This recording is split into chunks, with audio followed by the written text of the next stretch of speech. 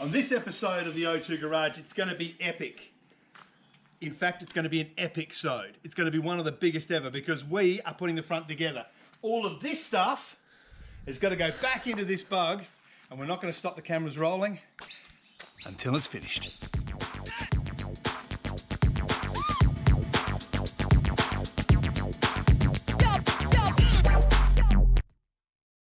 I'm an idiot.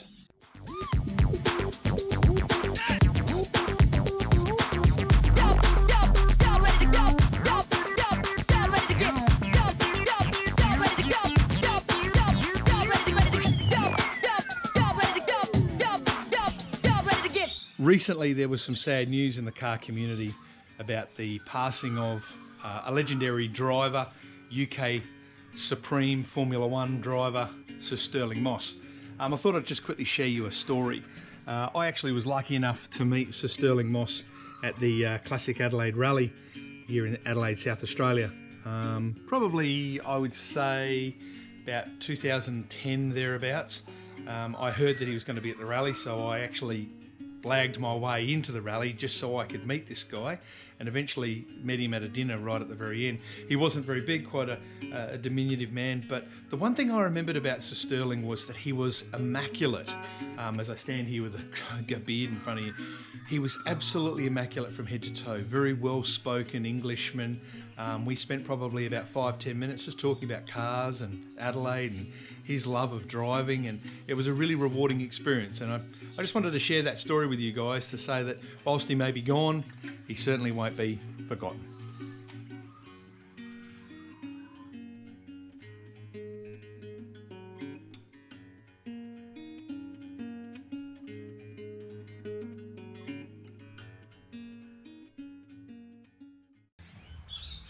Okay, so all of this into that, and the camera keeps going until this thing's back on all four wheels. Let's go. All right, let's kick things off with the heart of the front end, which is this thing here.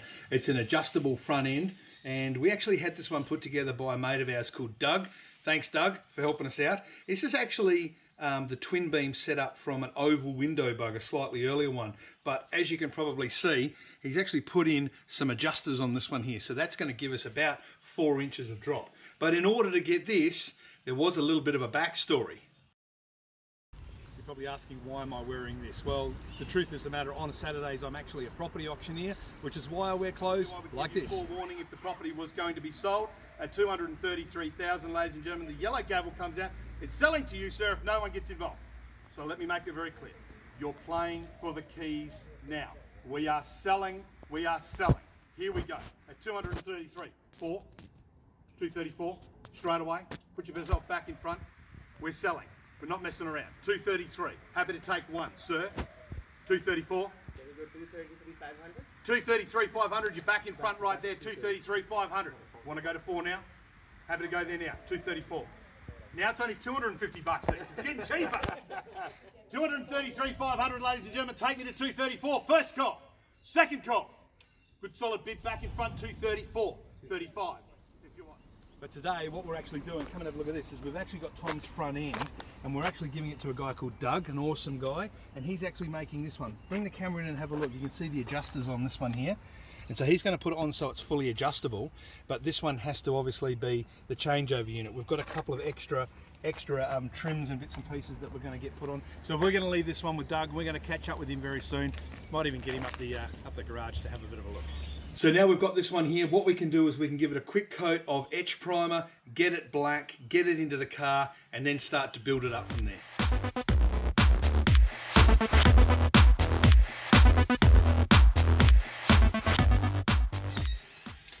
Okay, so what I'm going to do right now is I'm going to work on the steering box for the Volkswagen. Now I've got 2 steering boxes here.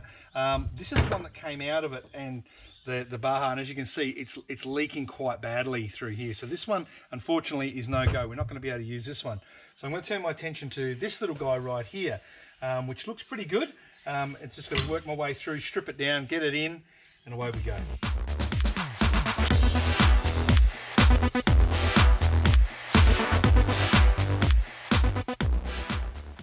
All right, there we go. Steering box looks like it's all sorted out. I've topped up the fluid inside of it, put some new oil in it, got it adjusted. It's all ready to go. We can now bolt it in the car.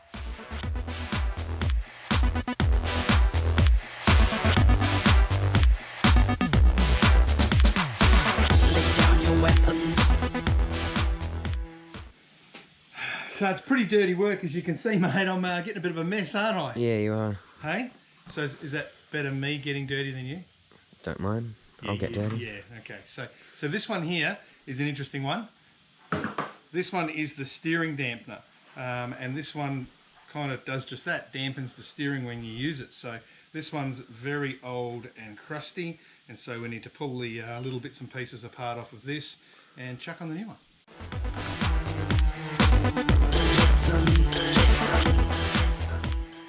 Okay, TJ, everything appears to be buttoned up in there.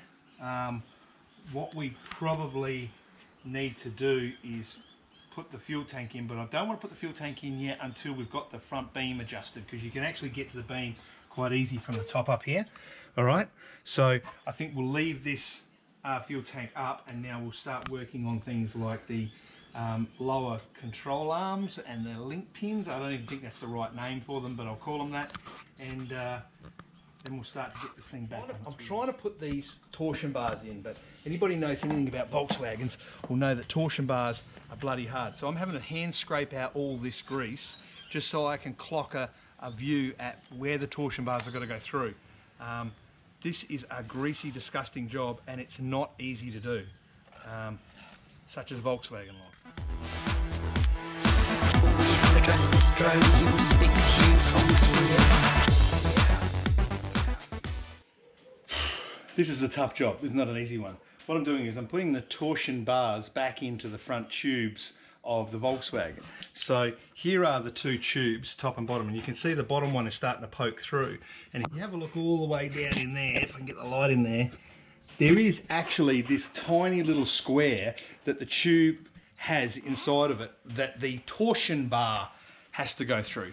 Here's one of the torsion bars now, because what happens is one of the tips and tricks of doing this is that the end of it needs to be perfectly square. So I don't know if you can see this end right here. It needs to be really square. But if you just push them in loose, they won't go through the hole. So there's a trick, and the trick is simple. You've got to weld them.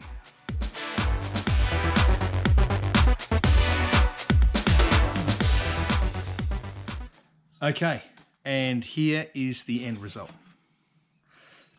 The end of it is welded, and it's been linished, and it's nice and square, and it should drop straight through that tube beam hole right in the middle and be smooth. Okay, so the next step is going to be to feed in this torsion bar and knock it through at the same time.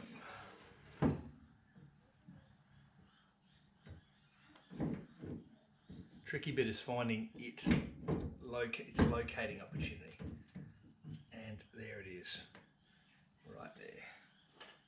Next up, a bit of banging.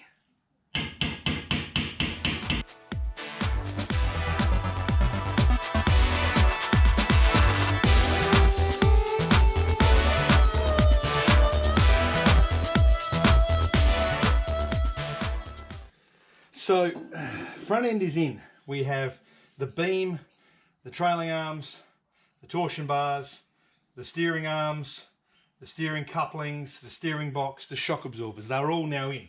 The next piece we have to put in is this one here, which is the brakes. And they essentially sit on, these have to be gone over, degreased and everything else in between. And we've also got what appears to be a link pin kit that we have to pop into this as well. So, no time like right now to do it.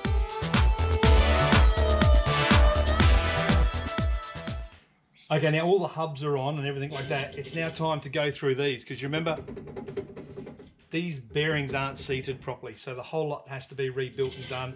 Choose the best brakes, put them back on, and then we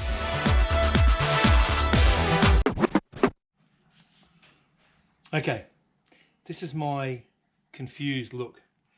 I've just gone to undo the nut here just by giving it a clean with a rag, and have a look at this. the nuts are finger tight. That is one of the most dangerous things you'll ever see in a car, is a hub nut that is finger tight at the front. I am stunned at some of the things I'm finding on this.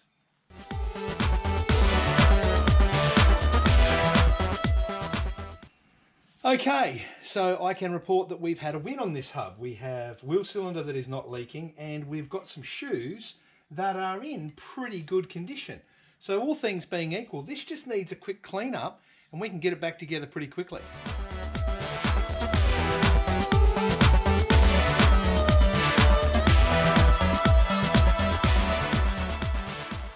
Now it's all back together. It's time to just put the rims on, put the center cap on, and then we can make the adjustments and bring this thing up.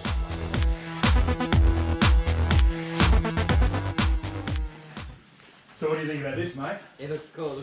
It's bang on. Well, we haven't lowered it yet. Yeah. It might look even better. So what are we going to do? Are we going to just take it to normal ride height, or shall we just lick the stamp and just send it?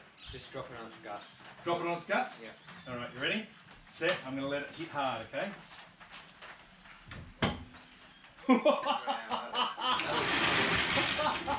What do you reckon about that? That looks cool. Mate, open the door and we'll just push down on the subframe, and that'll just put your foot here and just give it a bit of a push.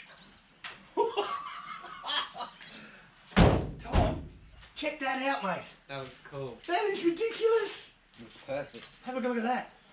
I wanted it.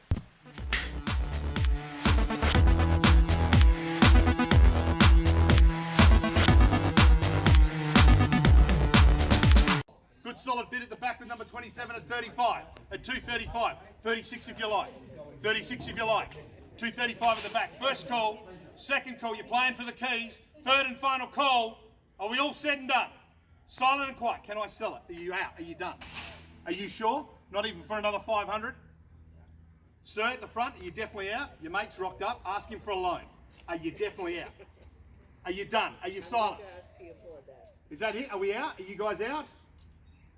235, third and final call. Make your intentions known now. Ladies and gentlemen, on a day of lockdown. Oh, sorry, ma'am, hammer's come down. What do you think about the valve over there? I think that done it. It brought us good luck. Always. It's 318. Yesterday was 318. This week, 318 day. Are you doing social distancing from Thomas? Push him away.